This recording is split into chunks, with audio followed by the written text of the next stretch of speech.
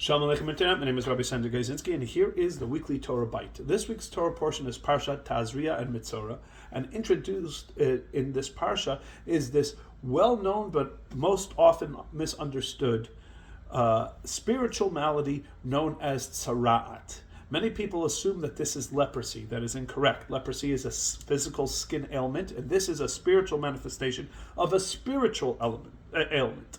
It is because somebody speaks evil language, which means you speak about somebody, you gossip, or you say something negative about somebody behind their back unbeknownst to them.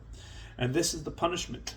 That a person has a white blemish manifest on their skin, which they bring to the Kohen. The Kohen uses the parameters as defined in this week's Torah portion to declare it either tzara'at or not. And if it is tzara'at, this person is exiled from all the Jewish encampments. They have to exist in solitude for however long this blemish continues to be manifest.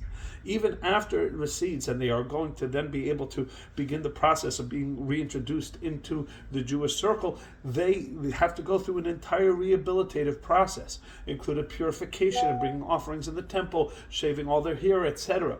It's a very drawn out and elaborate consequence for a seemingly minor crime, right? Words, right? Sticks and stones may break my bones, but names will never hurt me. Words are just words.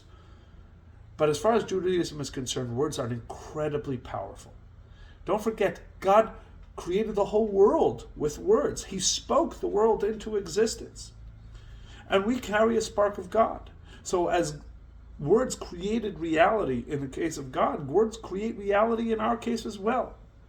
Words have often far more power than actions, even negative actions, even violent actions done against somebody. When you do a violent action against somebody, you hurt their body. But when you speak negatively about them, you've hurt their soul. It cuts far deeper. And words also spread in a way that actions or that violent action you do against somebody won't spread. This person shares it, and all because to a certain degree we believe falsely that words don't carry power. This parsha informs us and makes us aware of how powerful words are. But in the Rebbe's typical fashion, the Rebbe does not just focus on the power of negative words. The Rebbe learns from this an incredibly powerful message about positive words. If negative words can have such an impact, then there's a general premise that meruba mida tova mimida praniot, which means a measure of good and positive is far greater than a measure in the negative, which means if something holds true of something powerful in the negative, how much more so in the positive. Use your words.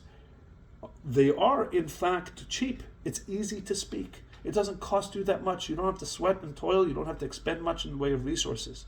But they're so powerful.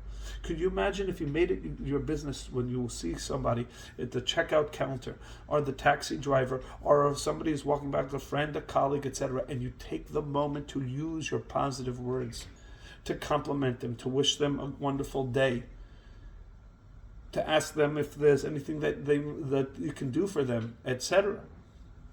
Just the use of words is so powerful.